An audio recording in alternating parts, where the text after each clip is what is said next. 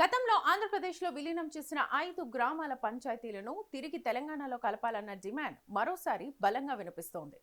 ఈ అంశంపై భవిష్యత్ కార్యాచరణను ప్రకటించేందుకు తెలంగాణ గెజిటెడ్ అధికారుల joint action committee, Telangana employees union JAC సంయుక్తంగా ఈ నెల 13న భారీ మహాసభను నిర్వహించనున్నాయి.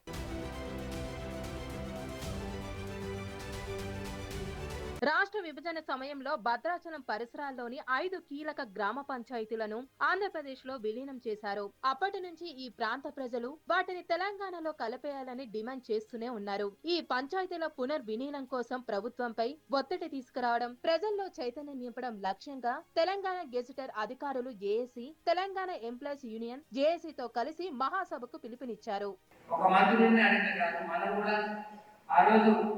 మంత్రులే పోరాటం చేస్తే రాలేదు తెలంగాణ. మనందరం కష్టపడితే తెలంగాణ వచ్చింది. ఈ రోజు కూడా ఒక మంత్రులు ముఖ్యమంత్రులు కష్టపడితే రాదు. మన జేఏసీ నాయకులు అందరం కలిసి, ఇక్కడున్న భద్రాచలం నాయకులు అందరం కలిసి, అటుపక్క ఏదైతే నష్టపోయిన అటు ఎలా ఆంధ్రాలో ఉన్న వాళ్ళందరూ కలిసి పోరాటం చేసి సాధిస్తామన్న భాషతో మన ఈ వేదికగా నిజంగా చాలా ఇబ్బందికరంగానే ఉంది. ఎందుకంటే మనం భద్రాచలం 2 వార్డులు ఆంధ్రాలో ఉంది.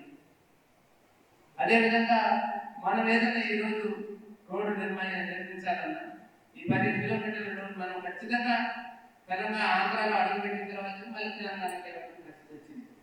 అలానే మనం ఏదైనా డెవలప్ చేయాలన్నా కూడా ఈరోజే మనం 5 ఎకరాలకు ఏదో ఊరి చివరిలో ఉంటే డిఆర్సీ 5 ఎకరాలు ఉంటే దాన్ని ఆడిపోయడానికి ప్రభుత్వం ఎక్కడ ప్లేస్ లేదంటే 5 ఎకరాలు ఆడిపోయడానికి కేటాయించడం జరిగింది. మనం ఈరోజు దాన్ని మరి ఈరోజు స్పోర్ట్స్ ఆఫీసర్కి న్యాయం చేసింది. త్వరలోనే ఆడిపోయి కూడా ఊరి చివరి ఆంధ్ర మోడల్లో కట్టాల్సిన పరిస్థితి వచ్చింది.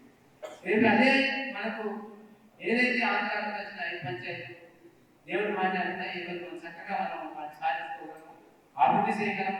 ఈరోజు భద్రాచలం అభివృద్ధి ఆగిపోయింది. మన ఉద్యోగస్తులు కానీ అటు ప్రజలు కానీ అదేవిధంగా అటు ప్రజలు కానీ ఇటు భద్రాచలం ప్రజలు కానీ అటు ఆంధ్ర ప్రజలకు చాలా ఇబ్బందికరంగా ఉంది. చాలా వరకు ఆంధ్ర వాళ్ళ నుంచి కూడా చాలా డిఫరెంట్ చేసి రావడం జరిగింది. వాటిని కూడా ప్రభుత్వం దృష్టికి తీసుకెళ్ళాం. వీటి 5 పంచాయతీని ఈరోజు మంచి అవకాశం వచ్చింది. ఇటువంటి ముఖ్యమంత్రి గారితో అటు ముఖ్యమంత్రి గారితో సంబంధాలు ఉన్నాయి. దాంతో పాటు అటు ముఖ్యమంత్రి గారికి ప్రధానమంత్రి గారితో సంబంధాలు ఉన్నాయి. ఖచ్చితంగా మీరు కూడా ఒక మంచి ఆలోచనతో అక్కడున్న ప్రజలు, మన ప్రజలు, మీ ప్రజలు అందరూ ఆలోచన అనుగుణంగా తెలంగాణ ఆత్మ గౌరవంతో ముడిపడి ఉన్న ఈ 5 పంచాయతీలను తిరిగి రాష్ట్రంలో విలీనం చేసే వరకు మా పోరాటం ఆగదు. ఈ నెల 13న జరిగే మహాసభ మన ఐక్యతకు నిదర్శనం కావాలి. ఏ రాజకీయ పార్టీకి సంబంధం లేకుండా విద్యార్థి సంఘాలు, కుల సంఘాలు, అన్ని సంఘాలు కూడా మేము వేదికలుస్తున్నాం. ఆ రోజు అందరూ మరొకసారి రాష్ట్ర ప్రభుత్వం చేసే ప్రయత్నానికి గౌరవ మంత్రివర్యులు, శాసనమండలి, పార్లమెంట్ సభ్యులు, మన సభ్యులు చేసే ప్రయత్నానికి మేము ఓన్లీ చంద్రబాబు నాయుడు గారిని ఒక్కరినే ముఖ్యమంత్రి గారు అనట్లేదు. అక్కడ ఉన్న అన్ని రాజకీయ పక్షాలు, అన్ని ప్రజా సంఘాలు అందరికీ కూడా అడుగుతున్నాం. భద్రాద్రి రాములు తరఫున మేము అడిగేది మా విన్నపమే. మేము డిమాండ్ కూడా చేయలేదు.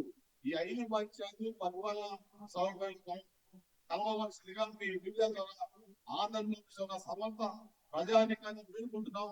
అదేవిధంగా కేంద్ర ప్రభుత్వాన్ని కూడా గౌరవ ప్రధానమంత్రిగా కావచ్చు, హోంమంత్రిగా కావచ్చు, ఎవరైనా అందరినీ కూడా మీరు సమన్వయం చేసి ఈ ప్రాంతానికి అభివృద్ధిగా చేయాలనేది మా చిన్న ప్రయత్నం.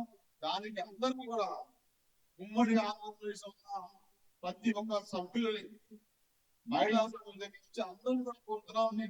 మద్దతు ఇచ్చి ప్రార్థనలు చేయవలసిందిగా, పూజలు చేయవలసిందిగా, భగవంతుని ప్రార్థించవలసిందిగా 13వ తారీఖు మొదలయ్యేది. 10 పంచాయతీలు గడిచిన తర్వాత ఇదే ఎమ్మెల్యే గారి అధ్యక్షతన మరొక రోజు జరుపుకునే విధంగా ఉండాలని భగవంతుని రాహుల్ గారిని ప్రార్థించుకుంటూ సెలవు. ఈ మహాసభకు 5 పంచాయతీల ప్రజలు, మేధావులు, ఉద్యోగ సంఘాల నాయకులు, యువత భారీ సంఖ్యలో హాజరై విజయవంతం చేయాలని జేఏసీ నేతలు పిలుపునిచ్చారు. తెలంగాణ ఉద్యోగ సంఘాలు ఈ పోరాటాన్ని ప్రతిష్టాపకంగా తీసుకోవడంతో ఈ మహాసభ రాజకీయంగా, సామాజికంగా ప్రాధాన్యత సంతరించుకుంది.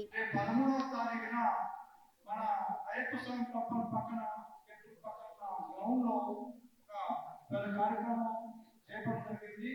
ఆ యొక్క సభకి మనం మీరందరూ సహకరించి ఆ సభను కూడా దిగ్విజయం చేయాలని కోరుతున్నాం. రామాలయం అప్పుడు ఆ రోజు తెలంగాణ ఉద్యమంలో మన భద్రాచలం కూడా ఆంధ్రలో కలిసి ఆ సమయం అనుకున్న సమయంలో కూడా పోరాటం చేసి రామాలయం తెలంగాణలోనే దాని మీద వేలు శ్రీనివాసరావు గారు క్రమంలో అమరణ ఆర్టీసీ ప్రాణం ఇక పోయే స్టేజ్కి వచ్చినప్పుడు మనందరం కలిసి ఆ యొక్క దీక్ష నిర్మించి చేసిన ఆ తరుణమే మనకి ప్రాంతం దక్కింది. మనం కూడా ఈ ప్రాంతం కోసం తెలంగాణలో ఉండాలని భద్రాచలం అనేక పోరాటం చేయడం జరిగింది. అదేవిధంగా ముంపు ఎంప్లాయీస్ కూడా తెలంగాణ రావడం కోసం కూడా ఆనాడు వేలు శ్రీనివాసరావు గారు నాయకులు అందరూ కూడా చేయడం జరిగింది. అదేవిధంగా ఈ 5 గ్రామాలని మనం తెలంగాణ తెచ్చేందుకు మీడియా ప్రతినిధులు కూడా సహకరించాలని కోరుతున్నాం. ఈ 5 పంచాయతీల పునర్విలీనం అంశం ఇప్పుడు మళ్లీ చర్చానీయాంశంగా మారింది. ఈ నెల 13న జరిగే మహాసభ తర్వాత ఈ ఉద్యమం మరింత ఊపందుకునే అవకాశం కనిపిస్తున్నాయి.